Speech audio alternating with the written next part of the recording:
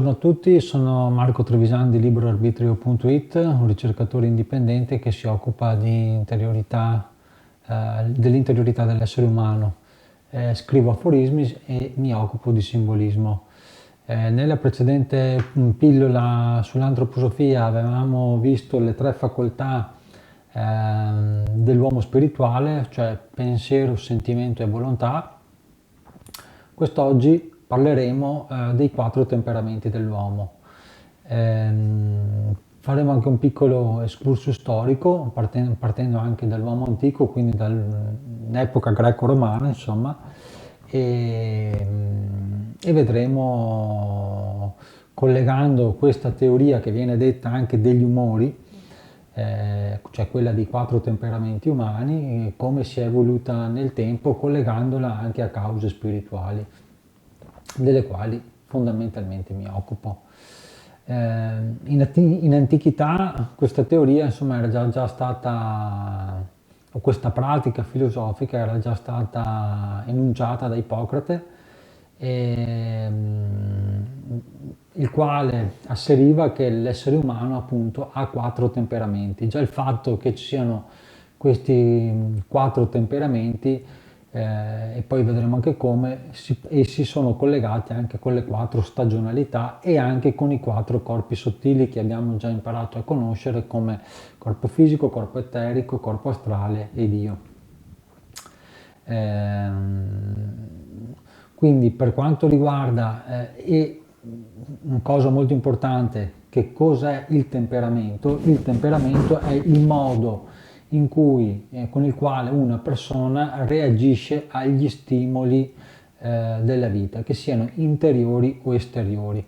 Quindi è il modo con cui si pone, quindi è una cosa, come dire, che va molto in profondità e molto spesso il temperamento si lega alla personalità o all'ego, che sarebbe l'io inferiore poi dell'io spirituale. Quindi questo atteggiamento determina una risposta interiore che poi genererà una risposta esteriore. I quattro temperamenti sono appunto, partiamo da quello collegato anche in epoca antica, all'inverno, flemmatico collegato all'inverno, diciamo. Poi abbiamo il sanguinico collegato alla primavera, il collerico collegato all'estate e il melanconico collegato all'autunno. L'uomo antico affermava appunto che questi quattro temperamenti, nel momento in cui erano collegati ai fluidi che produceva fisiologicamente il corpo, quindi sosteneva che quando un essere umano produceva flegma, che sarebbe probabilmente paragonato al nostro muco, infatti era un fluido, secondo l'uomo antico, proveniente dalla testa, ed è un fluido collegato appunto anche al clima dell'inverno, quindi un fluido umido, freddo, come è il clima dell'inverno. Questo fluido produceva, cioè un'esagerazione di flegma, produceva un atteggiamento di tipo flemmatico, mentre quando c'era una produzione troppo elevata di sangue senza che ci fossero altri fluidi come il flegma, la bile nera e la bile gialla, che poi vedremo negli altri temperamenti, quindi la persona, l'individuo, aveva un temperamento di tipo sanguigno, che è legato appunto alla primavera. Infatti non a caso il fluido del sangue sanguigno è un fluido caldo umido, come lo è la primavera. Poi abbiamo il temperamento o l'umore collerico, che è collegato all'estate. Questo era collegato al fluido della bile gialla, che sarebbe stata prodotta dal fegato, dalla cistifeglia, che appunto è un fluido secco caldo, come è il clima estivo, per finire con il temperamento appunto flemmatico, che abbiamo un fluido che è la bile nera secco, freddo, che è tipico, insomma, del clima autunnale. Quindi avevamo questi fluidi collegati anche alle stagioni. Inoltre venivano collegati anche agli elementi di cui, secondo l'uomo antico, tutto il creato era fatto. Quindi l'elemento acqua per il flemmatico, l'elemento aria per il sanguigno, l'elemento fuoco per il collerico e l'elemento terra per il melanconico.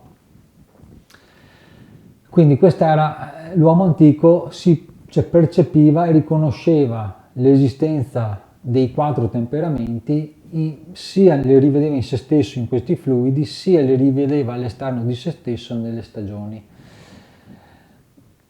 Cosa che comunque un uomo ancora oggi, se con una buona auto-osservazione e un buon spirito critico, può ritrovare comunque in se stesso queste assonanze tra l'umoralità, la propria umoralità e la stagionalità.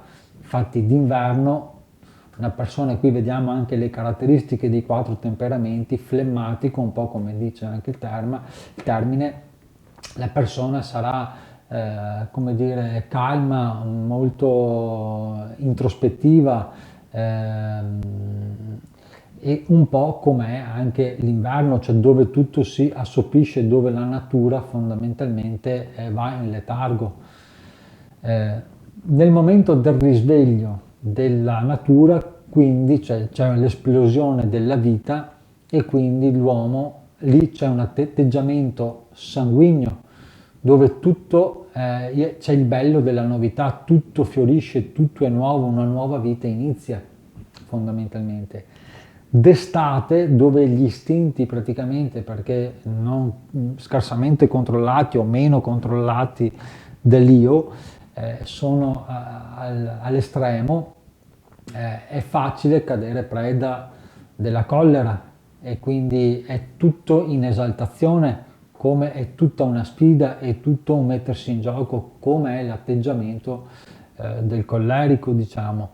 Mentre per finire col melanconico, cioè con l'autunno, dove sfiorisce anche la natura estiva, si va verso una sorta di vecchiaia, di terza età così, della natura, e l'uomo medita sul proprio agire, dove era nelle piene forze massime quando è stato in estate, e lì, come dire, vi è una sorta di malinconia che potrebbe sfiorare anche in tristezza, ed è un po' sinonimo di quello che ci racconta anche la stagionalità dell'autunno, il carattere appunto melanconico. Come dicevo prima, il temperamento è il modo con cui una persona reagisce agli stimoli interni e esterni della vita. Quindi il flemmatico fondamentalmente è una persona lenta, calma, riflessiva, che però non deve essere preda dell'accidia, cioè non cadere sul fatto che questa persona diventa una sorta di fannullone, insomma. Il sanguigno invece è una persona che vuole sempre e solo novità, novità, novità, non approfondisce mai. È bello sempre solo ciò che è nuovo, e quindi rincorre questa novità da una persona poco profonda ed è instabile.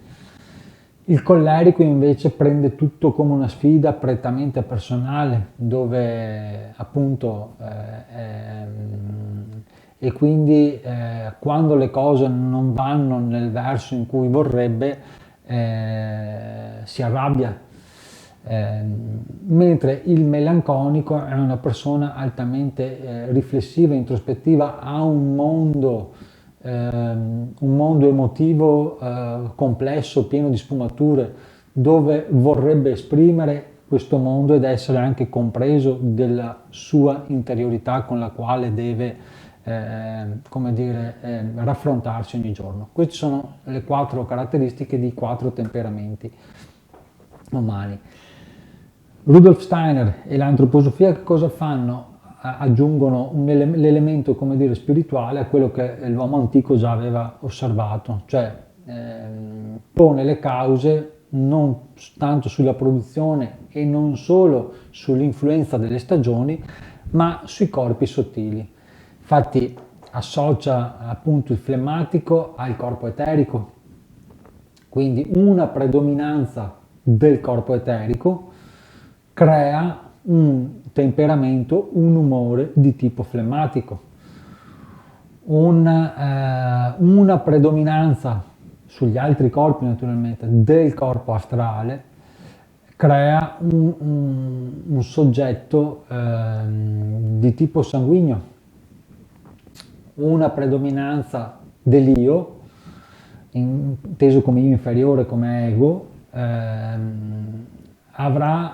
scaturirà un temperamento, un tipo di umore collerico, una predominanza del corpo fisico, una persona di tipo melanconico.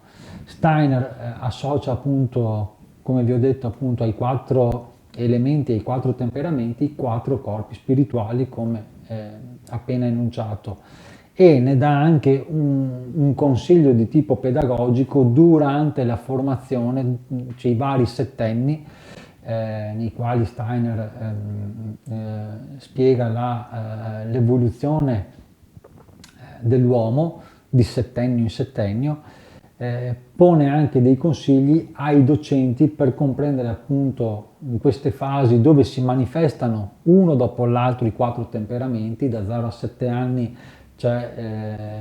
quindi abbiamo la formazione del corpo fisico, quindi il melanconico, poi da 7 a 14 anni abbiamo il corpo eterico, quindi il flemmatico, da 14 a 21 anni il corpo astrale, quindi l'atteggiamento di tipo sanguigno, e dai 21 in poi la formazione dell'io e quindi l'atteggiamento collerico.